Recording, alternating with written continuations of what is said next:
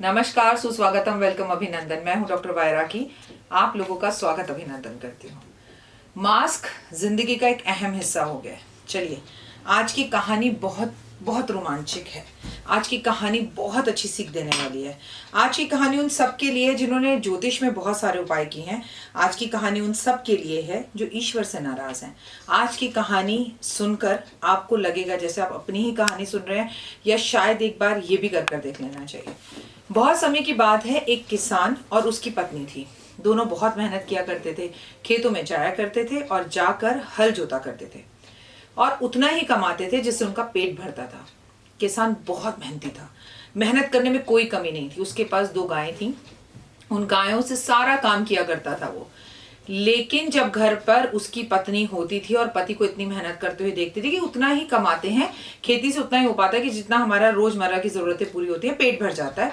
लेकिन किस्मत खराब है, वो सारा दिन आटा गूंथते वक्त, खाना बनाते वक्त अपने पति को कोसती रहती थी।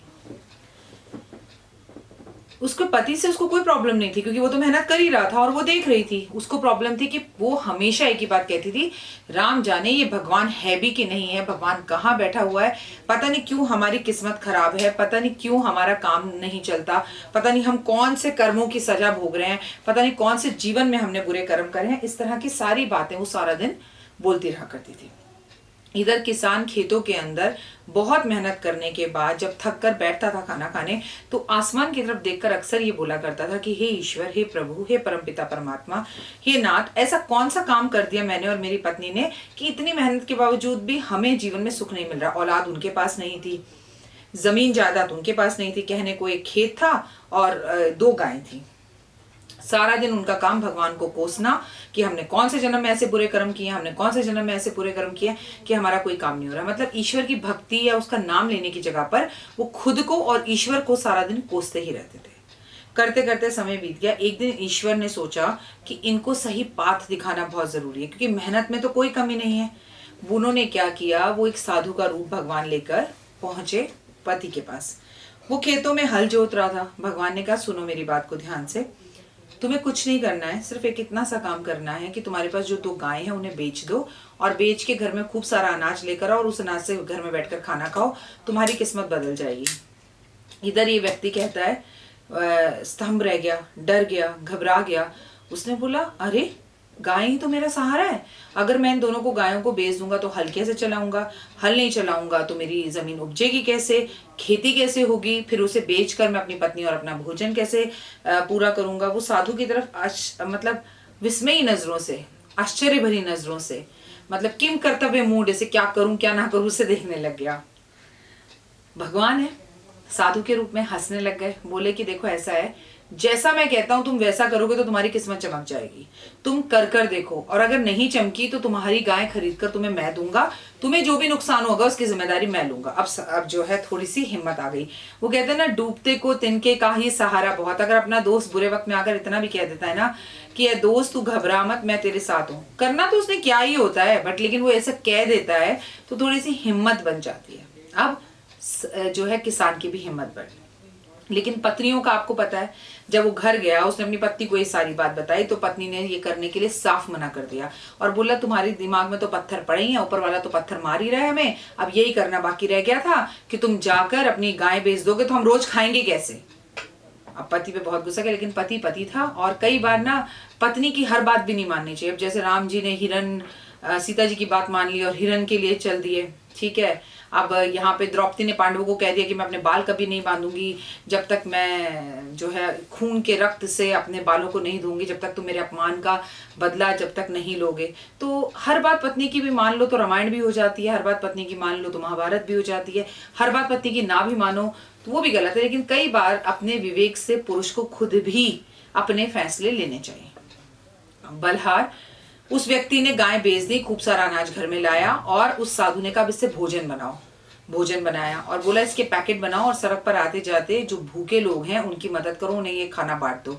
अब साधु के लिए दोबारा आश्चर्य की बात थी कि चलो बैल बेचे तो बेचे, गाय बेची तो बेची, अब चलो हम तो बैठकर घर में खाना खाएं। अब क्या कह रहे हैं, ये कह रहे हैं कि गाय बैल जो बेची है बेच दी, अब इससे भोजन बनाओ। खैर अब उसके पास कोई ऑप्शन नहीं था क्योंकि गाय वो बेच चुका था। उसने सारे के सारे खूब अनाज घर में भर लिया था 2-3 महीने का। और वो उसका भोजन रोज बनाता और सड़क पर जाने वाले व्यक्तियों को भोजन देता। जब वो सड़क पे जाने वाले व्यक्तियों को भोजन देता तो कई लोग उसमें से उसे आशीर्वाद देते और ये कहते सदा सुखी रहो। क्या कहते हैं वो, एक कहावत आपने सुनी होगी, उसको खूब सारे आशीर्वाद मिले और एक कहावत लोगों ने कहनी शुरू कर दी, अन्नदाता सुखी भवो और कृष्णो अर्पम, तुम ये कृष्ण को अर्पण कर रहे हो, कृष्ण तुम्हारी इस छोटी सी झुग्गी को सोने का बना दे। तो कई बार ये करते करते 3 महीने बीत गए और उसका सारा अनाज अब होने लगा खत्म। अब बचा केवल 2 दिन का अनाज।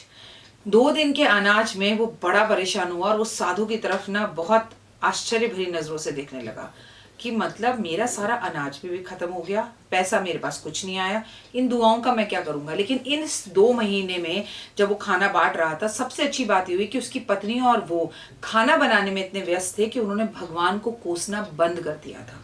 अब वो भगवान को कोस नहीं रहे थे, अपने आप को हर वक्त नेगेटिविटी में नहीं रख रहे थे। ठीक है, अब हुआ क्या, इसके बाद ये बात नगर के बड़े बड़े सेठों को और वहां के आसपास के व्यापारियों को और राजाओं को पता लगी कि भाई वहां से ना गुजरने वाला एक व्यक्ति, किसान गरीब है, उसके पास कुछ नहीं है, फिर भी वो सब भूखों का पेट भरता है, उन्हें पानी भी पिलाता है। सबने कहा तो बहुत अच्छी बात है, इतना पुण्य का काम कर रहा है, हमारे राज्य के लिए कितना अच्छा होगा। सारे नगर सेठ उसके पास पहुंचे और सबने उसे भरपूर धन दिया कि तुम ये काम और भी करो, इस काम को कभी बंद मत करना। जहां अब उसकी 2 गायें बिकी थी, वहां उसके घर के बाहर 6 गायें हो गई। जो छोटा सा झोपड़ा था अब वो महल बन गया था। अब जो राहगीरी आते थे वो भोजन करते भी थे तो कुछ पैसे उसके इस काम को और बढ़ाने के लिए दे जाते थे। वो कहते थे कि हमें ना, हम भिखारी नहीं, हमें सिर्फ रास्ते में ना अच्छा स्वादिष्ट खाना मिल गया। अब वही किसान जो कल तक किसानी करता था, अब उसका एक रेस्टोरेंट का बड़ा बिजनेस हो गया, जहां पर वो मतलब जिनके बेजुबान लोग थे या बेपैसा धन बिन धन दौलत के लोग थे, उन्हें तो वो फ्री में खाना खिलाता था और नगर के सेठ राजा आकर वहां पर डबल पैसा देकर खाना खाकर जाते थे। कारण, साधु को उसने मुस्कुराकर देखा, कहा साधु आपने तो मेरी जिंदगी बदल दी। भगवान अपने प्रत्यक्ष रूप में आए और बोले, इंसान अपनी जिंदगी के अंदर मेहनत नहीं करना चाहता, और मेहनत करता है तो मेहनत कर कर सिर्फ खुद खाना चाहता है, वो किसी और को नहीं खिलाना चाहता। भगवान ने कहा कि तुम्हारी मेहनत में कोई कमी नहीं थी, सिर्फ 2 कमियां थी। पहला, तुम 24 घंटे खुद को और भगवान को कोसते रहते थे, पता नहीं कौन से जन्म के बुरे कर्म किए हैं, पता नहीं हमने क्या काम किया है, इसलिए तुम्हारे को कष्ट और तकलीफें हो रही थी। और दूसरी बात और कष्ट ये था कि तुमने हमेशा कमाया अपनी और अपनी पत्नी के लिए, कभी किसी राहगीरी को तुमने पानी नहीं पूछा, कभी किसी को अपने पास नहीं बिठाया, कभी किसी भूखे को आपने खाने को नहीं दिया, इसलिए आपका यह हाल हो रहा था। इस मोरल ऑफ द स्टोरीज कहानी का ये है, अपने लिए जिए तो क्या जिए, जीना वो जीना जो औरों के लिए जिए। जब किसान ने अपने कमाई का कुछ हिस्सा दान करना शुरू किया, जो कि कुरान में भी लिखा है, जो कि बाइबल में भी लिखा है, जो कि हमारी भागवत में भी लिखा है, तो उसकी कमाई दिन दुगनी रात चौगनी तरक्की करने लग गई। क्या आप भी उन लोगों में से हैं जो बिल्कुल गधों की तरह कमा रहे हैं, जो बड़ी मेहनत कर रहे हैं और खुद को वो गधा ही महसूस करने लग गए, लेकिन उनका पैसा दुगना नहीं हो रहा, लेकिन उनकी मेहनत रंग नहीं ला रही और उनके मन में कहीं ना कहीं एक अटास्ट है। ऐसा कौन सा उपाय है राखी जी का, ज्योतिष का, जो हमने नहीं किया, लेकिन हम तरक्की क्यों नहीं पा रहे हैं? अगर आप भी उनमें से हैं तो ध्यान दीजिए इस कहानी पर, कहीं आप वो गलती तो नहीं कर रहे, क्योंकि भगवान हर जगह नहीं आ सकते। इसलिए 5 मिनट स्टोरीज में मैं डॉक्टर वाई राखी आपको ज्योतिषीय उपाय तो बता ही रही हूं अपने उस चैनल पर, लेकिन इस चैनल पर मैं आपके कर्मों को सही करने की कहानियां बताऊंगी कि एक्चुअली इन छोटी छोटी कहानी के रहस्यों में वो बातें छुपी हैं जो हमें बहुत ज्ञान दे जाती हैं। मैं रोज लेकर जाऊंगी आपको कहानियों की रहस्यमयी दुनिया में, तो मेरा इंतजार कल भी कीजिएगा। ये कहानी आपको कैसे लगी बताइएगा, लेकिन केवल बताइएगा नहीं, इस कहानी को अपने पर उतारिएगा भी।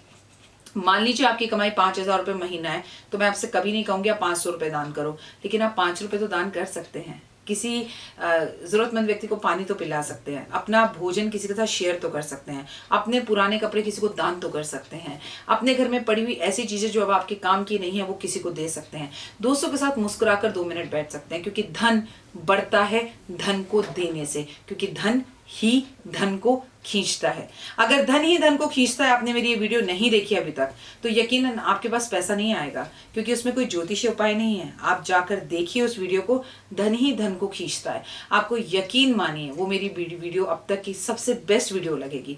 मैं हूँ डॉक्टर वाई राखी, आपका और अपना स्वागत अभिनंदन करती हूँ। फिलहाल दीजिए इजाजत। ये कहानी, ये चैनल अपने बच्चों को भी जरूर दिखाइएगा। जय माता दी।